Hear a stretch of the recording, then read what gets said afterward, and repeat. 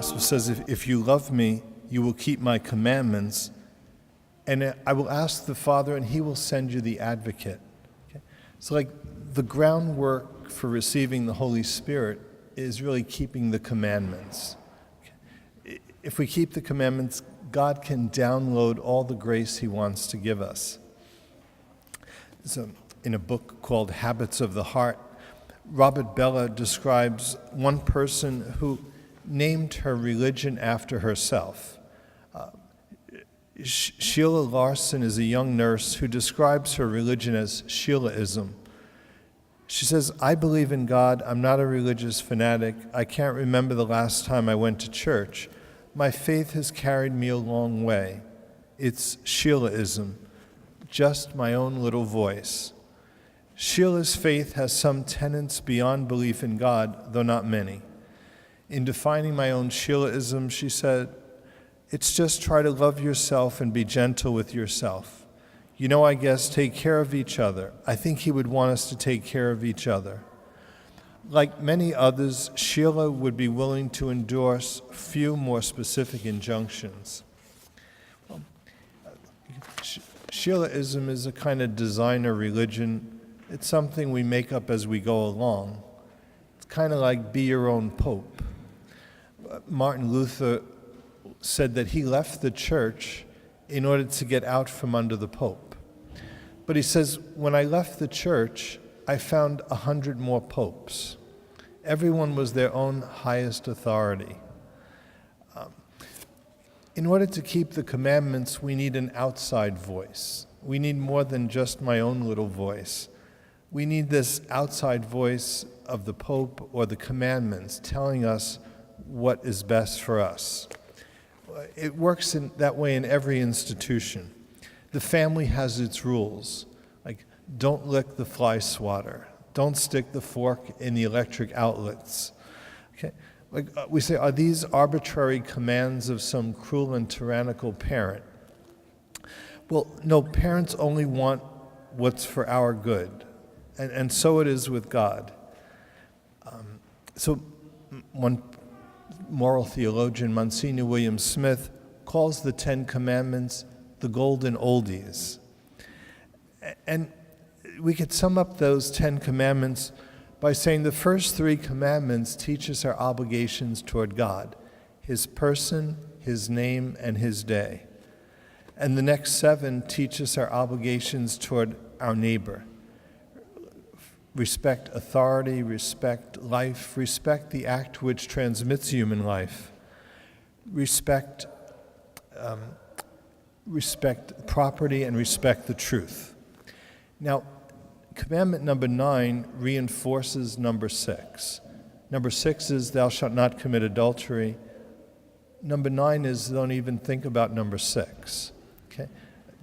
And number 10 reinforces number 7. 7 is thou shalt not steal. 10 is don't be envious or jealous of what other people have.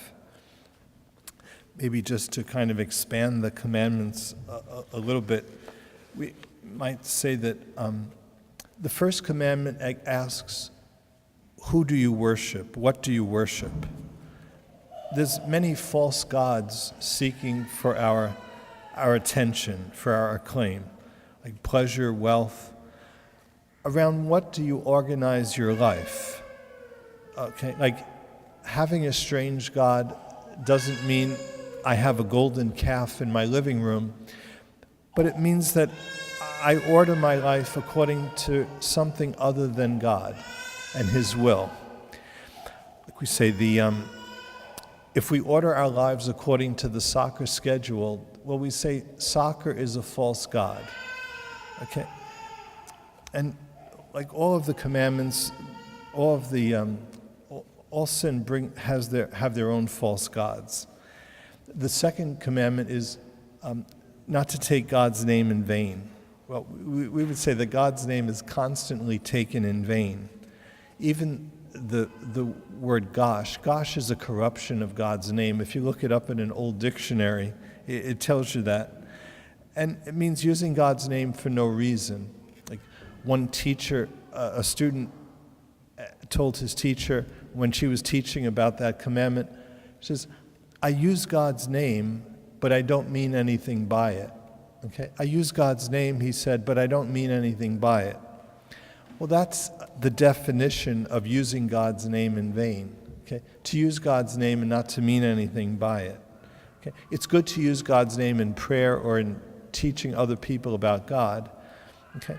But for no reason it would be God's name in vain. And we say disrespect for the name is disrespect for the person. The respect we show for God's name is the respect we show for God himself. The third commandment, keep holy the Sabbath, tells us that our faith must be embodied in some practical way of living. And it's embodied in attending Mass, coming to Mass. We say we have a debt to AT&T, and if we don't pay that debt, the phone goes dead. We have a debt to CL&P. If we don't pay that debt, the lights go out. Well, we have a greater debt to God. We have an infinite debt to God, greater than the national debt. And the Mass is the way we have something we can offer to God worthy of God. The fourth commandment, respect authority.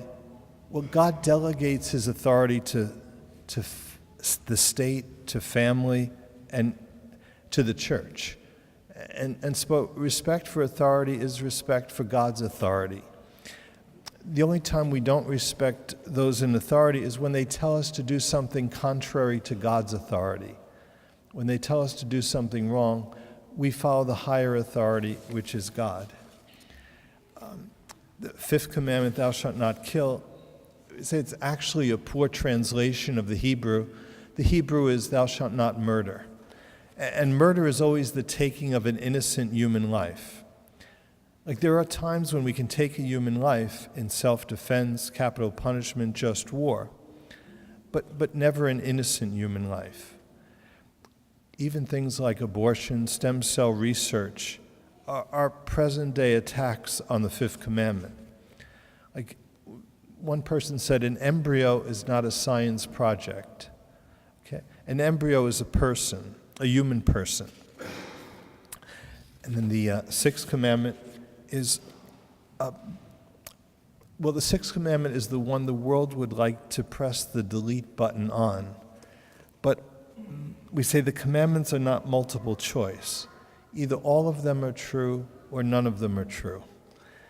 And they say when we lose respect for the act which transmits human life, what follows is we lose respect for life itself. Okay? And that's when we live in a culture of death. Okay? A culture of death can only be sustained by deleting that sixth commandment, by losing respect for the act which transmits human life. And we say the Ten Commandments give us a kind of minimalism, a kind of the least I can do. But this season of the year is about getting us beyond the minimum. It says, if you keep my commandments, I will send the advocate, the Spirit of truth, the Spirit of charity, the Spirit of love into your hearts. Because to be a follower of Christ is to participate fully in his victory, to be fully awake, fully alive, fully open to joy, and to share that joy with others. So as we said, keeping the commandments is the launching pad for the ascension. Keeping the commandments is the groundwork that we do in order that God can download his grace, his Holy Spirit into us. Keeping the commandments enables God to accomplish in us all that he intends for us to become.